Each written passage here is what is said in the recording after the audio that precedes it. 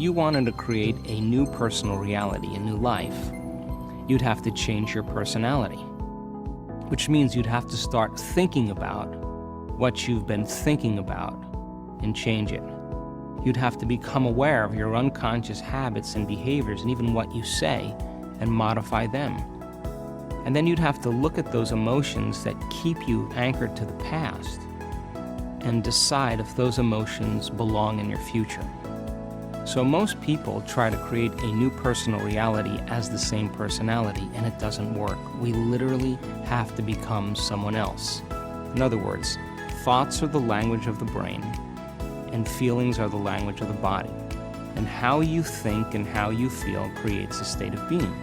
So most people have experiences in their life that brand them emotionally. They feel fear, they feel anger, they feel bitterness, they feel frustration, they feel insecurity. And those emotions then become part of their identity. So once they think certain thoughts that turn on certain circuits in their brain that are equal to their insecurity, and then they feel insecure. The moment they feel insecure, they think more insecure thoughts, which makes more chemicals for them to feel insecure. And the repetition of that cycle over time conditions the body to subconsciously become the mind of insecurity. So then the person says, I am insecure. And whenever you say, I am anything, you're commanding your mind and body towards a destiny. So then most people's biology is, for the most part, their past.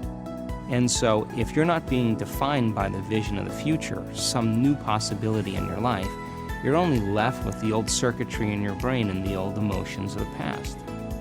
So the question then is, can you believe in a future that you can't see or experience with your senses yet, that you've thought about enough times in your mind, that your brain is literally changed to look like the experience has already occurred? Now, the latest research in neuroscience says you can change your brain just by thinking.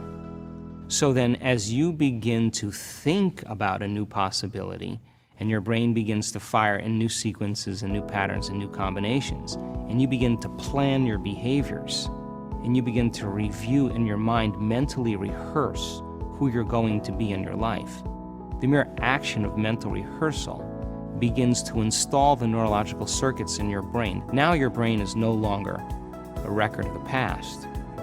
Now it's in fact a map to the future. And if you were then to begin to emotionally embrace your future before it's made manifest, in other words, you're not waiting for your healing to feel wholeness.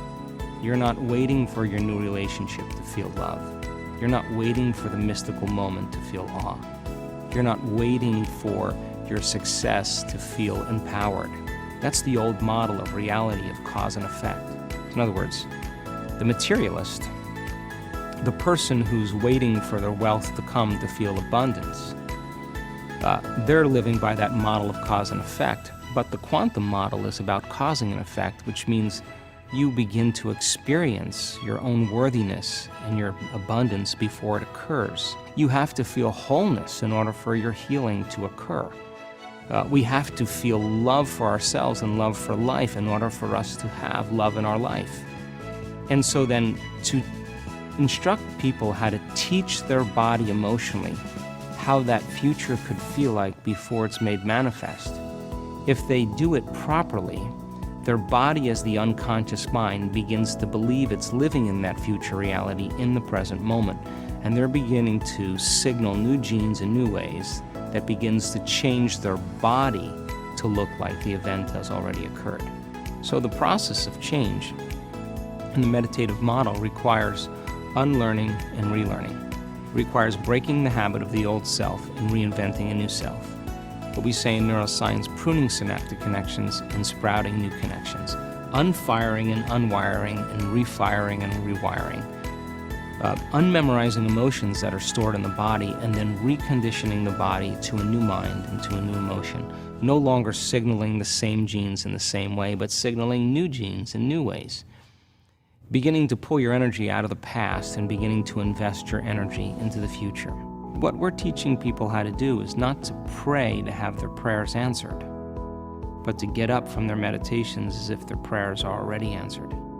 Because when they're combining that clear intention of their future with that elevated emotion,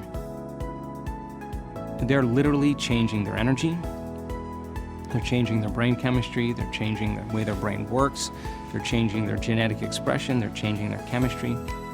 They're literally becoming somebody else. And over again, when people do this, it may take them months to turn their disease around. But over and over again, we've seen this. They come back to a certain level of awareness, and the disease is no longer there. And it's almost like the disease existed in the old personality. They're literally someone else. And we've seen it enough times now to know that people reach a certain point with themselves where they feel so whole. They feel so satisfied with who they are. They feel so happy with themselves and their lives that they could care less if they have the disease.